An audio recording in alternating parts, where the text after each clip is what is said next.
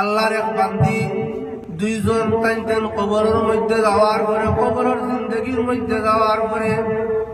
একজন বান্দি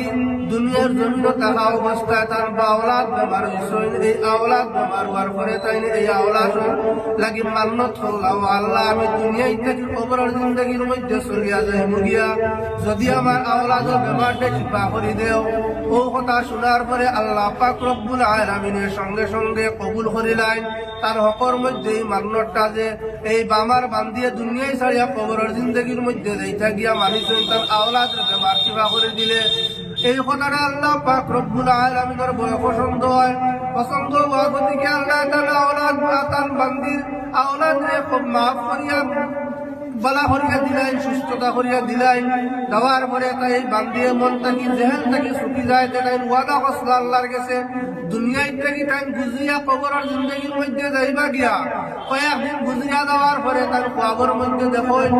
যে আল্লাহ পাক রব্বুল আলামিনের তরফ থেকে নেদায় বলে, ও বান্দি তুমি তোমার আওলাদের বেমারের হকর মধ্যে খুঁজিস না, যে তুমি দুনিয়ার ত্যাগ করিয়া কবরের জিন্দগির মধ্যে যাইবা কি তোমার বাচ্চার যদি সে বেমারটা সেবা করি দেয়, আমি তো তোমার ওয়াদারে খিলাফ করলাম না, তোমার দুয়ারে কবুল করলাম, আর তুমি আমার লগে যে ওয়াদা করলা এই ওয়াদারে তুমি খিলাফ করলা, তুমি তাড়াতাড়ি তোমার ওয়াদারে পুরা করো। ও কথা শোনা মুহূর্ত এই বান্দিয়ে দিনত তার মনের মধ্যে এলো, জাগ্রত হইলা, দিনও আমার ভাবি নাই। এইভাবে একবার না দুইবার না তৃতীয়বার যেই সময় তার জেহেন তার আওয়াজ আইল আল্লাহর তরফ থেকে বলে, তুমি তোমার ওয়াদারে জলদি পুরা করো, না হইলে তোমার অসুবিধা হইব। ও কথা শোনার পরে বান্দি আর ঘুমাই না,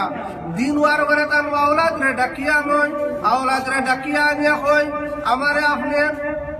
এক কাম করে রে বাবা, আমি তুমি আমার টাকা অবস্থা আমি মানি যে কবরের জিন্দগির মধ্যে আমি যাইমুগি, তোমার বেমার যদি শিফা হয়ে যায় তা হইলে আমার তুমি কবরের জিন্দগির মধ্যে নিয়ে রাখি দাও, যেভাবে দমন করেন মাইয়িত হলরে এই জিন্দা বেটিরে তার আওলাদে ওয়াদারে পুরা করতে আল্লাহর লগে যে ওয়াদা করছেন এই ওয়াদারে পুরা করতে গিয়া কবরের জিন্দগির মধ্যে তাই খাবন দমন করিয়া তাহলে কবরের মধ্যে এইভাবে রাখা হয়ে যায়। যেই সময় রাখিয়া আই যাই আওলাদ, তখন আমার মুহূর্ত এই বান্দি আল্লাহ পাক রব্বুল আলামিনের দরবারে হয়, ও আল্লাহ আপনি আমার এক কাম করুক, আল্লাহ আপনি আমার সাহারা দেবতা না হইলে আমি নড়া যাই অন্ধকার কবরের মধ্যে। এই কথা যেই সময় আল্লাহ পাক রব্বুল আলামিনের শুনয়, তখন যখন তার চক্ষুর সম্মুখে যখন হঠাৎ কবরের মধ্যে রাস্তা হয়ে গেছে, আলোকিত রাস্তা হোক সুবহানাল্লাহ, কবরের মধ্যে কি হয়েছে আলোকিত রাস্তা হয়েছে, তাও এই বেটি জিন্দা অবস্থা কবরের মধ্যে রাখা হয়েছে। তখন এই সিধা রাস্তার মধ্যে তাই আলোকিত রাস্তার দিক দিয়ে রওনা দেন, রওনা দিতে গিয়ে দেখো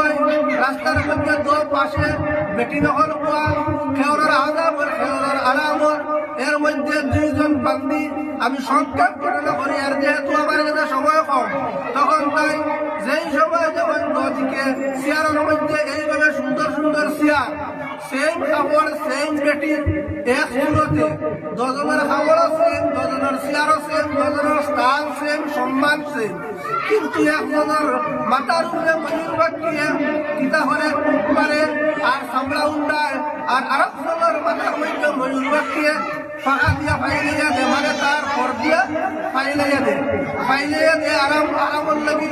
আর এই বান্দিরা সালাম করলা, এরা এই বান্দিয়া সালামের জবাব দেন,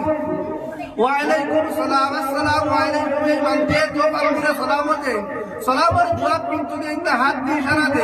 ইশারা দেওয়ার পরে এই বান্দি দুনিয়ার যে বান্দি কবরের মধ্যে গেছেন তাই হেরার কাছে মিলার করে হইল, আমি আপনারা সালাম দিলাম, আপনারা পাক কথা জানোই, কিন্তু সালামের জবাব দিল তার কারণ কি? তখন এই কবরের যে দুই বান্দি, এই দো বান্দি হইলাম মরার পরে এবার দরজা বন্ধ হয়ে যায় আর সালাম হয়ে থাকতো যে এবাদতি, তাই আপনার সালামের জবাব আমরা কাম নিষেধ আছে দিছি না, আপনার সালাম আপনি লইলাই, তখন সালামের জবাব আর ও বান্দি শিখায় বলে আমি বুঝছি না, আপনারও যে সিয়া তানও সিয়া, আপনারও যে ড্রেস তানও ড্রেস, আর এর মাথার মধ্যে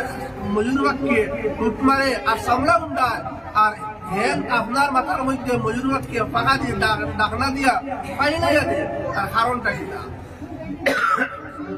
এই কথা শোনার পরে এই বান্দির মাথার মধ্যে ময়ূর রাখিয়ে টুট মারে আর সামলা উঠায় এই বান্দি আরো করেন ও বান্দি তুমি দুনিয়ার জমিনের মধ্যে যাইবা তুমি দুনিয়ার মধ্যে এখনো আসো কবরের জিন্দগির মধ্যে আইসরা তোমার আল্লাহ মৌত করছেন না তাই আমি তোমার কাছে আরো করিয়ার আমি দুনিয়ার জমিনের মধ্যে আমার বড় আমল আসলো আমি বড় পালা আসলাম নমাজি আসলাম পরেহেজগার আসলাম মত্তকি আসলাম কিন্তু আমি একটা আমার আদব একটা আমার